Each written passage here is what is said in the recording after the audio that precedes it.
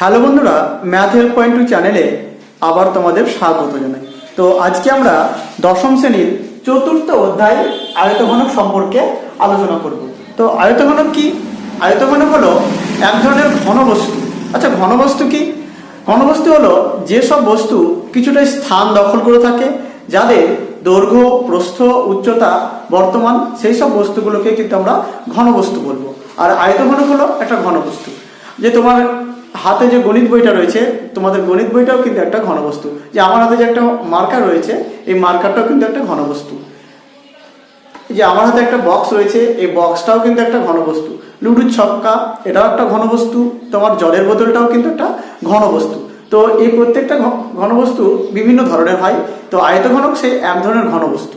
তো আয়তঘনক সম্পর্কে জানার আগেই আমরা একটা আয়তঘনকের ছবি এঁকে নিই।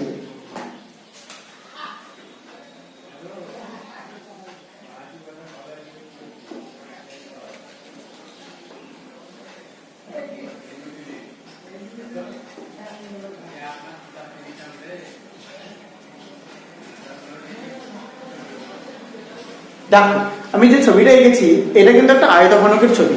কারণ কি? আয়তঘনক কি? আয়তঘনকের দৈর্ঘ্য থাকবে, প্রস্থ থাকবে, উচ্চ থাকবে। তো অর্থাৎ আয়তঘনকের মাত্রা হবে তিনটি। তাহলে আমরা এই আয়তঘনক সম্পর্কে কয়েকটা তথ্য জেনে নেব।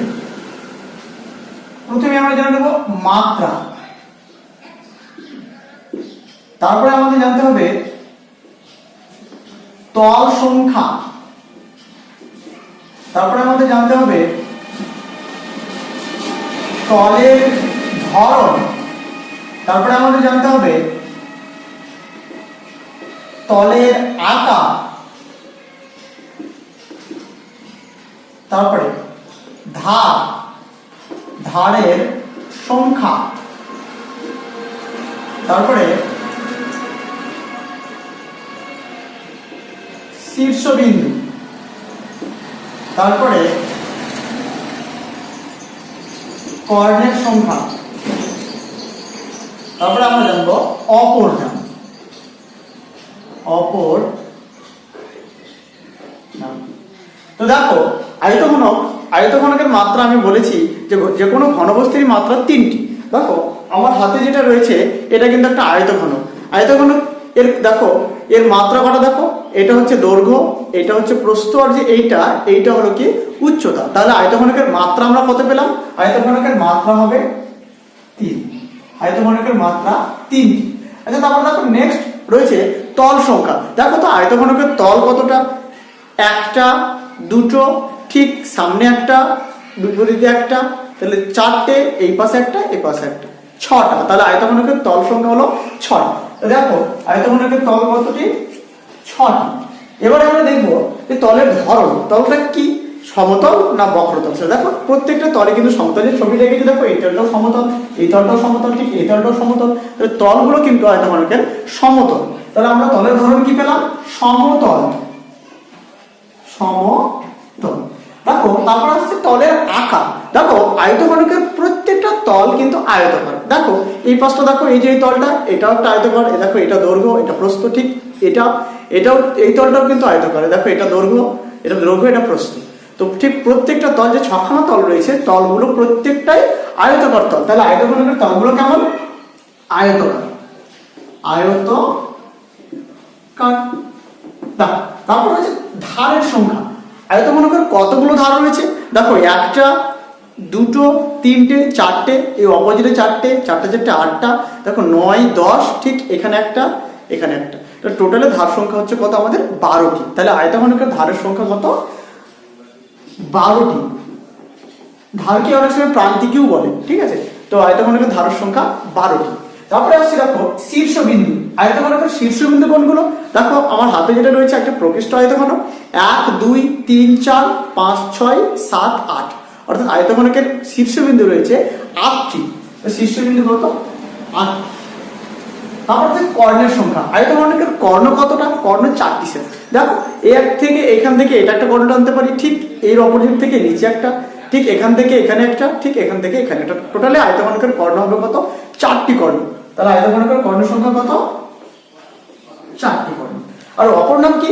আয়তঘনকে আরেকটা নামে রাখা হয়, তার নামটা হলো কি? সমকোণী চৌকোণ। সমকোণী চৌকোণ। দেখো আয়তঘনক সম্পর্কে আমাদের ধারণা মোটামুটি ক্লিয়ার হলো যে আয়তঘনকের অপর নাম কি বললাম, সমকোণী চৌকোণ।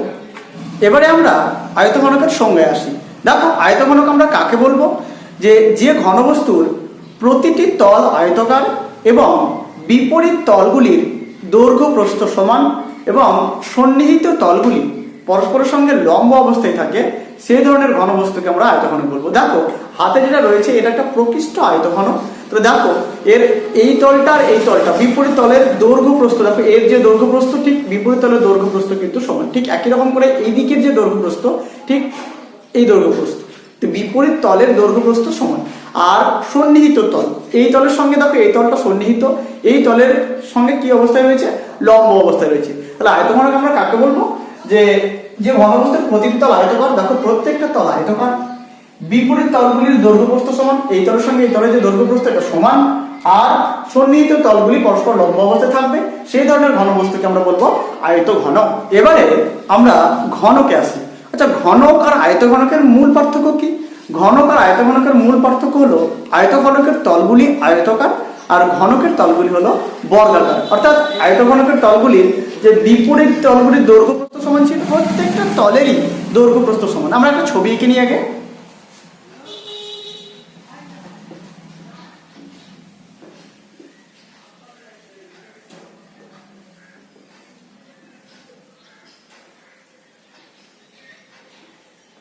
দেখো আমি যেটা এঁকেছি এটা মোটামুটি একটা ঘনকের ছবি। তো ঘনকের কি বললাম, ঘনকের প্রত্যেকটা তল কিন্তু বর্গাকার, অর্থাৎ প্রত্যেকটা তলের দৈর্ঘ্য প্রস্থ কিন্তু সমান। আর আয়তঘনকের ক্ষেত্রে কি ছিল, বিপরীত তলের দৈর্ঘ্য প্রস্থ সমান ছিল। তো মেন পার্থক্য এটাই ঘনক আর আয়তঘনকের, যে ঘনকের তলগুলো হলো বর্গাকার আর আয়তঘনকের তলগুলো হলো আয়তাকার।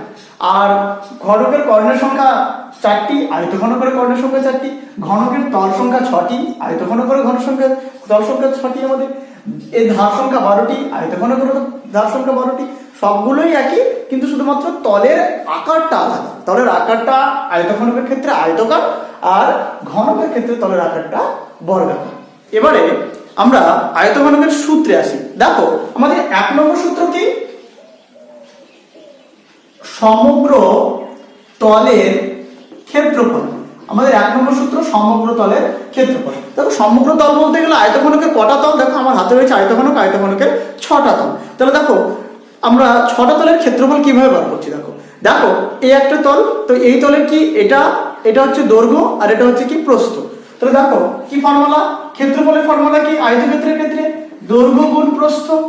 ঠিক দেখো এইরকম তো তল নিচে একটা রয়েছে, বিপরীতে একটা তল রয়েছে, তাহলে এই তল আর এই তলের একই তল, তাহলে এই তলের ক্ষেত্রফল কি হবে, দৈর্ঘ্য গণিত প্রস্থ। তাহলে দুটো তলের জন্য আমরা কি লিখবো, 2 গুণ দৈর্ঘ্য গণিত প্রস্থ প্লাস, ঠিক একই রকম ভাবে দেখো যে আমাদের এই তলটা রয়েছে সামনের তলটা, এটা হচ্ছে দৈর্ঘ্য আর এটা হচ্ছে কি উচ্চতা, এটা দৈর্ঘ্য আর এটা কি উচ্চতা। তাহলে আমরা কি পাবো, দৈর্ঘ্য গুণ উচ্চতা। তো ঠিক একই রকম করে এইটা দৈর্ঘ্য এটা উচ্চতা, ঠিক বিপরীত দিকে একরকম ভাবে তল রয়েছে, যেহেতু দুটো তল, তাহলে দুটো তলের জন্য আমরা কি পাবো, 2 গুণ দৈর্ঘ্য গুণ উচ্চতা। আবার দেখো প্লাস, এবার দেখো এই তলটার ক্ষেত্রে কি, এটা প্রস্থ আর এটা উচ্চতা, তাহলে আমরা কি পাবো, প্রস্থ গুণ উচ্চতা। ঠিক দেখো এরকম তল দুটো রয়েছে, একটা তল এই একটা তল, তাহলে দুটো তলের জন্য আমরা কি করবো, 2 গুণ করবো। তাহলে আমরা আলটিমেট কি পাচ্ছি, দেখো আমরা পাচ্ছি, দেখো এখানেও 2 আছে, এখানেও 2 আছে, এখানেও 2 আছে, তাহলে আমরা 2টাকে যদি আমরা কমন নিয়ে নিই, তাহলে আমরা পাচ্ছি কি, দৈর্ঘ্য গুণ প্রস্থ প্লাস দৈর্ঘ্য গুণ উচ্চতা প্লাস প্রস্থ গুণ উচ্চতা। তাহলে আয়তঘনকের ক্ষেত্রে আমাদের সমগ্র তলের ক্ষেত্রফলের ফর্মুলা হচ্ছে 2 ইনটু দৈর্ঘ্য ইনটু প্রস্থ প্লাস দৈর্ঘ্য ইনটু উচ্চতা প্লাস প্রস্থ ইনটু উচ্চতা। এটা হলো আমাদের সমগ্র তলের ক্ষেত্রফলের ফর্মুলা। নেক্সট এবার দেখো 2 নম্বরে আমরা আসবো কর্ণ।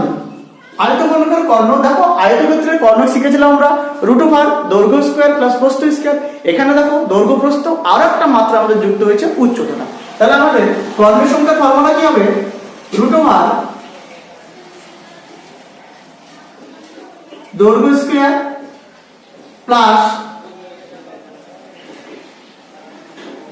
প্রস্থতার স্কয়ার প্লাস উচ্চতার স্কয়ার। তাহলে কর্ণের ফর্মুলা আমরা কি পেলাম? রুট ওভার দৈর্ঘ্য স্কয়ার প্লাস প্রস্থ স্কয়ার প্লাস উচ্চতা স্কয়ার। স্যার আয়তন কি হবে? তাহলে আমরা আয়তন কি বার করব?